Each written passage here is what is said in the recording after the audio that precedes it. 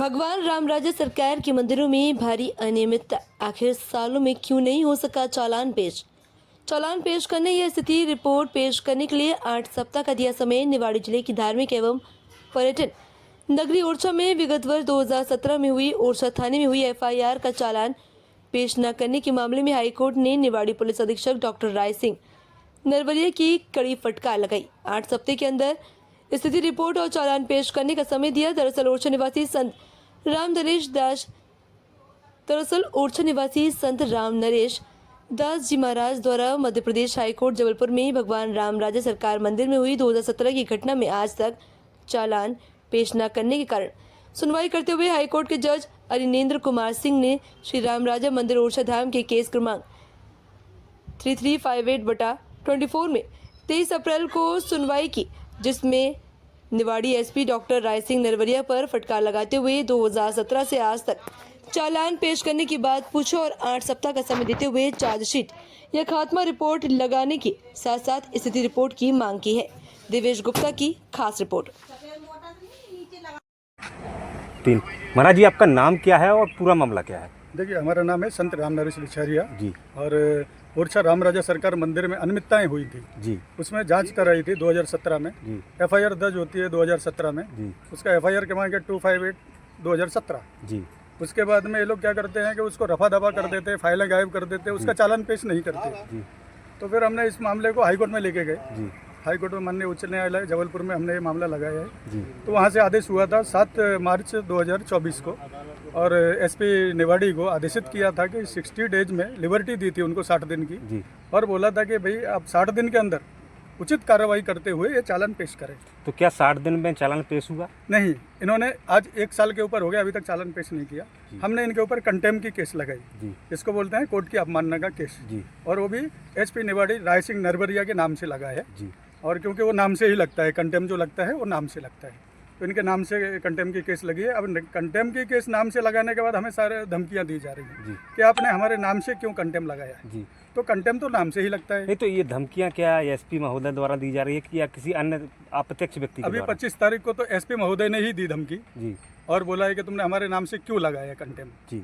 और हमारे 20,000 रुपये खर्चा हो गया, हमें वकील करना पड़ा। जी। ऐसी धमकी एसपी निवाड़ी ने ही दी है और हमें 2 घंटे तक यहाँ बिठा के रखा गया था। अच्छा, पूर्व में भी आपके ऊपर एक हमला हुआ है, आपको धमकियां भी मिली हैं, तो क्या कोई सुरक्षा शासन प्रशासन से आपको प्राप्त की गई? देखिए, इसमें शासन प्रशासन पूरी तरह से इस अनियमितताओं में मिक्स है क्योंकि रामराजा सरकार के बहुत सारे जेवर गायब हैं। रामराजा सरकार के हाथ की अंगूठी जो ऐतिहासिक हीरे की अंगूठी थी वो भी गायब है और कोई बताने को तैयार नहीं है।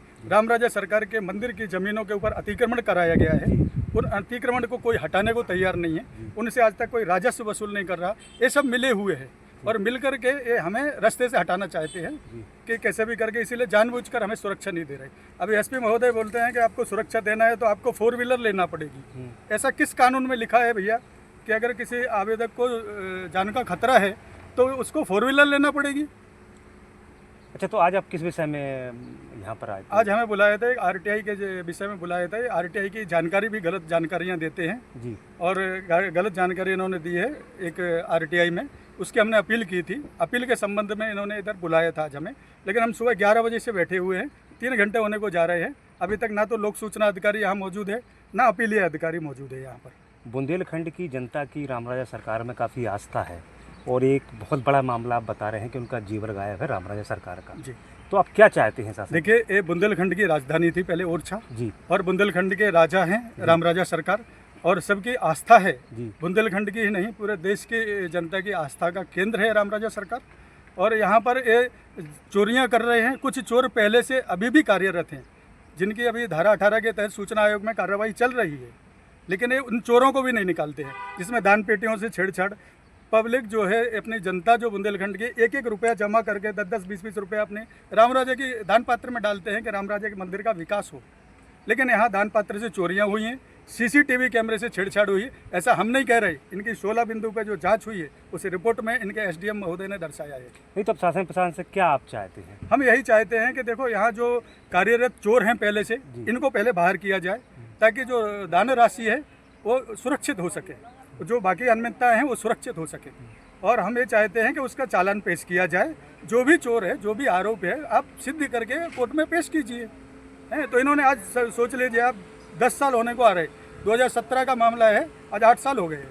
इन्होंने अभी तक चार्जशीट पेश नहीं की है। अभी हाई कोर्ट ने आदेश दिया है, इनको 8 हफ्ते का समय दिया है। 23 जून तारीख लगी है वापस अभी, और 23 जून को इनको स्टेटस रिपोर्ट पेश करने के लिए बोला है कि आप तो या तो खात्मा लगाइए इसमें या चालान पेश कीजिए। इतना लंबित क्यों कर रहे हैं आप चालान को? तभी 23 तारीख लगी है, और ये जानबूझ के जो हमें सुरक्षा नहीं दे रहे हैं, ये सोच रहे हैं कि हम हटा दें इनको रास्ते से। यही मामला है।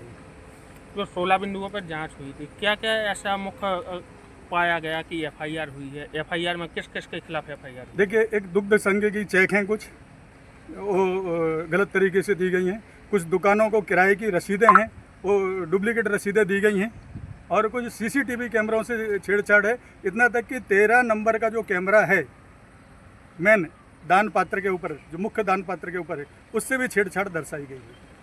तो इसमें किस किस के खिलाफ एफआईआर दायर हुई? इसमें मुन्ना भंडारी है, मुन्ना त्रिपाठी और फिर मुन्ना भंडारी, और दूसरा एक तत्कालीन व्यवस्थापक थे गुलाब सिंह बघेल।